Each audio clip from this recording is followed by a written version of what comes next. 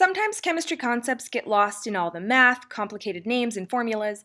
Don't let the big words trip you up. There's reason to the madness. Imagine you have a pool, and you want to know how many gallons of water in the pool. How can you figure it out? You could make a qualitative estimate and say, a lot, but we can do better than that. A quantitative measurement would be better because we could have an actual number. You could slowly drain and measure all the water in the pool, being careful not to spill anything, of course. You could weigh the water as you remove it and then convert that to gallons based on the density, but that might take a while. Or you could make an estimate based on the length, the width, and the depth of the pool. When you estimate something, you lose some precision, like you estimate the number of jelly beans in a jar. You may use a lot of measurements to make a scientific estimation, but you could still be off by a few beans. When we estimate the size of a pool, we'll use a certain level of precision. We could measure in feet, which is sort of vague, inches, which is more precise, or millimeters, which is even more precise. You could even use calculus to find the volume of the curved regions, but maybe that's more precise than you have time for. Instruments that measure with more vague increments are said to have fewer significant figures than instruments with more specific increments. For example, if we measure the length of the pool, we know how many meters there are, 10, plus an estimated digit, 7. We have 3 significant figures. If I measure in centimeters, I have the number of centimeters, 1,074, plus an estimated digit, 0.6. In this case, there are 5 significant figures. If I measure in millimeters, I have 10,746, plus an estimated digit of 0.3. And therefore, I have 6 significant figures. More precision means more significant figures. Here's the thing, though. When you measure with instruments that have different significant figures, you have to dumb it down to the tool with the least sig figs. That's because the estimated value is so vague that it washes out how specific the other measurements are. Let's use the pool as an example. If you measure the length with a meter stick and the width with a millimeter stick, you can only use the number of significant figures that the meter stick has, because it has the least precise measurement. If you wanted to have more sig figs, then measure both sides with the millimeter stick. If I end up estimating that the pool has 35,600 gallons, this number is not really that specific. The most specific digit is the 6. That means that the 600 was actually an estimated number. It could really be more than 600 or less than 600, but this estimate wasn't that specific, so even if I add a gallon of water to the pool, I still have 35,600 gallons. That's because 1 gallon doesn't come anywhere close to the hundreds of gallons area where my estimate ended. The 1 gallon is too specific and small to make a difference. It's insignificant. So we ignore it and sacrifice it to the significant figures gods. Let's go through the rules of significant figures in order to find where the estimation should end. I use the United States as a way to remember how sig figs work, partly because I have an Amerocentric habit, but also because the names of the oceans work out really nicely. The Pacific Ocean and the Atlantic Ocean. P means the decimal is present, A means the decimal is absent. All numbers other than 0 always count. Zeros only count between non-zeros or after a decimal and after a non-zero number. Let's see a few examples. Take 2.20. A decimal is present, so we start counting from the Pacific side. Any non-zero counts, and the 0 counts in this case because it's after a non-zero number that's after a decimal. There are 3 sig figs. But what about the number 220? The decimal is absent, so count from the Atlantic side. The first sig fig can never be a 0, so in this case there are only 2 sig figs. What about 0.00220?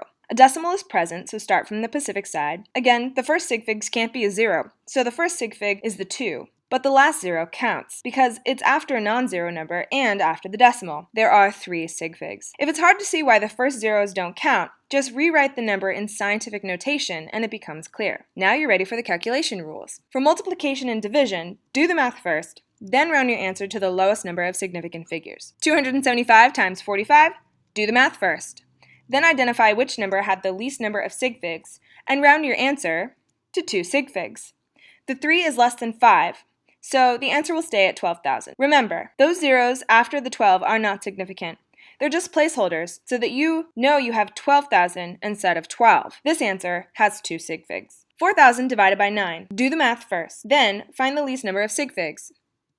In this case, both numbers only have 1 sig fig, so we round our answer to 1 sig fig, which leaves us with 400. When you want to add or subtract, the rules are similar but with a slight change. Line up the decimals, do the math, then round to the least specific digit. Here's an example. 27.2 plus 2.145. Line up the decimals, do the math first, Then find the least specific digit. In this case, it's at the point 2. Round to that position. The answer is 29.3. Here's subtraction. 38 minus 4.16. Line up the decimals, do the math, find the least specific digit, which is the ones place, and in this case we round up because 8 is higher than 5, so our answer is 34. One last example, 20,000 plus 3.12. First, line up the decimals, do the math, then find the least specific digit, which in this case is in the 10,000s place, and round. Well, the answer is 20,000. This is like the pool problem. The 3.12 is so tiny, so small, that it's insignificant in comparison to the estimated number of 20,000. Dimensional analysis might actually be one of my favorite things in the world. Really, I'm being serious. With dimensional analysis, you can figure out how many elephants lined up end to end it would take to get to the moon, because you totally need to know that. How many seconds of your life are spent sleeping, how many formula units of chalk are needed to write your name on a chalkboard. It's awesome. Here's the basic idea. Any number multiplied or divided by 1 is still equal to the original number. You could even say 12 times 3/3 equals 12.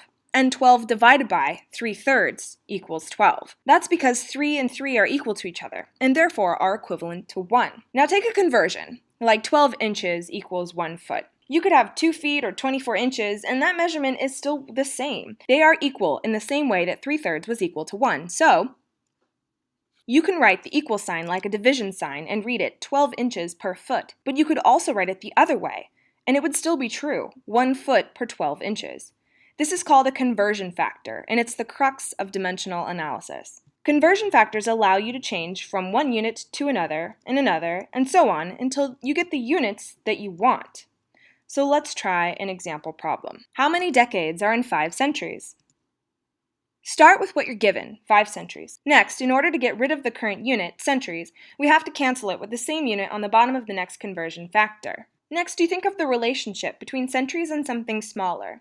In 1 century, there are 100 years. The units of centuries are equivalent, so we can ignore them by crossing them out. Now we need to get rid of years, so put years on the bottom of the next conversion factor and think of the relationship between years and decades.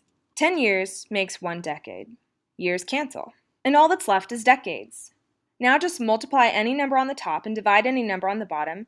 5 times 100 times 1 divided by 1 divided by 10, the answer is 50 decades. Now you don't really need to put the ones in your calculator, but make sure the numbers on top are multiplied and the numbers on the bottom are divided. Let's try another. How many milligrams of lead are in 0.078 kilograms of lead? First, you need to know your metric prefixes. I use the mnemonic, King Henry died unexpectedly drinking chocolate milk. To remember, kilo, hecto, deca, the unit, meters, liters, or grams, deci, centi, and milli. These decrease by a factor of 10 as you go from left to right. Start with what you're given, 0.78 kilograms of lead. You know that you're going to need to put kilograms of lead on the bottom in order to cancel the unit.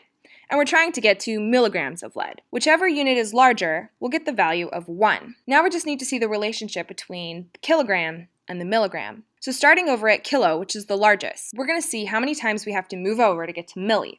Each time represents a factor of 10. So we have 10 times 10 times 10 times 10 times 10 times 10 times 10.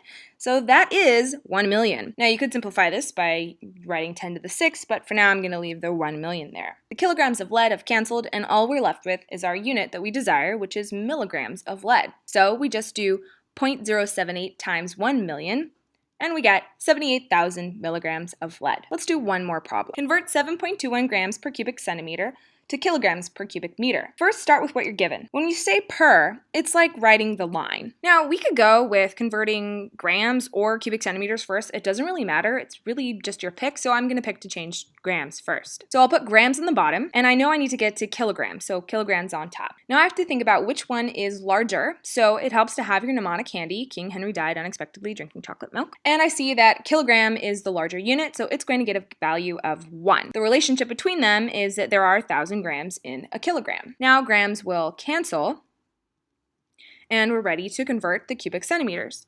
So in order to cancel out the cubic centimeter, I've got to put a cubic centimeter on top, and I want to get to cubic meters.